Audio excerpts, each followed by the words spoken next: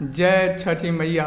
दोस्तों, हमारे देश में बहुत से त्यौहार मनाए जाते हैं। उसमें से छठ त्यौहार भी एक प्रसिद्ध त्यौहार माना गया है। यह भारत में मुख्य रूप से बिहार, झारखंड, पूर्वी उत्तर प्रदेश में बड़े धूमधाम से मनाए जाते हैं। साथ ही इसको प्रवासी भारतीय भी कई जगहों पर मनाने लगे हैं। यह मुख्य रूप से सूर्यदेव का उपासना का पर्व है। छठी मैया को सूर्यदेव की बहन कहा गया है। इनका दूसरा नाम षष्ठी देवी भी है। यह व्रत कार्तिक महीना शुक्ल षष्ठी के दिन मनाया जाता है। यह त्यौहार 4 दिनों तक मनाया जाता है। पहला दिन नहाय खाए होता है। व्रती महिला नहा धो करके श्रद्धापूर्वक उस दिन मूंग या चना की दाल, लौकी की सब्जी और रोटियां खाती हैं। दूसरे दिन खरना होता है। उस दिन व्रती महिला पूरे दिन उपवास में रहती है, बिना जल पिए हुए, और शाम के समय गुड़ का खीर बना करके फिर श्रद्धापूर्वक पूजा आदि करके तब गुड़ का खीर प्रसाद के रूप में खाती हैं और उसी समय पानी पी लेती है। इसके बाद कुछ, जब तक व्रत समाप्त नहीं होता है तब तक कुछ नहीं खाती है। दोस्तों, अगले दिन संध्या के समय सूर्यदेव को, डूबते हुए सूर्यदेव को अर्घ दिया जाता है। उस दिन घर के पुरुष बांस की टोकरी में व्रत के सभी सामान को लेकर के नदी या तालाब पर जाते हैं और वहाँ पर छठ मैया के सम्मान में लोग छठ गीत भी गाते हैं।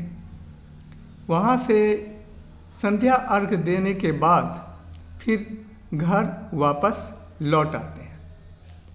कहीं कहीं पूरी रात जो है नदी और तालाब पर लोग रहते हैं और कहीं कहीं सभी सामान को लेकर घर वापस लौट जाते हैं। फिर अगले दिन उगते हुए सूरज को अर्घ दिया जाता है। तो सभी लोग वहाँ फिर सभी सामान लेकर के नदी तालाब पर पहुँचते हैं। वहाँ अर्घ देने के बाद पुनः घर वापस लौट आते हैं। व्रती महिला प्रसाद और कच्चा दूध खाकर अपना व्रत तोड़ती है। दोस्तों, कहा जाता है कि जब भगवान राम लंका से वापस लौट रहे थे रावण का वध करके, माता सीता को साथ में लेकर, तो अयोध्या आकर के सूर्य की उपासना किए थे, यह व्रत किए थे। साथ ही कर्ण सूर्यदेव का पुत्र कहा गया है। कर्ण जो है सूर्यदेव को भगवान समझ करके जल में खड़ा होकर घंटों तक खड़े होकर के सूर्य को अर्घ दिया करता था। साथ ही द्रौपदी ने भी पांडवों के स्वस्थ और लंबी आयु के लिए सूर्य को जो है अर्घ देती थी, जिसके कारण पांडवों को पुनः राज्य मिला। साथ ही इस व्रत के साथ एक और कहानी जुड़ी हुई है।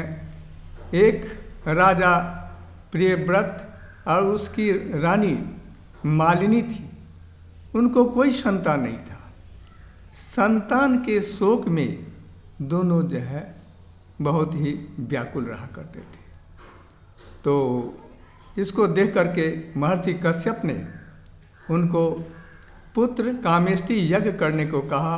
पुत्र कामेष्टि यज्ञ के पश्चात महर्षि कश्यप ने खीर प्रसाद के रूप में मालिनी को दिया और बोला, इसको खा लो। इसके पश्चात उसको एक पुत्र जन्म लिया, लेकिन वह मरा हुआ जन्म लिया। इससे दुखी होकर के राजा प्रियव्रत श्मशान जो है अपने मरे हुए मृत पुत्र को लेकर के श्मशान पहुंचा और खुद अपने आप को भी मारना चाहा। इस पर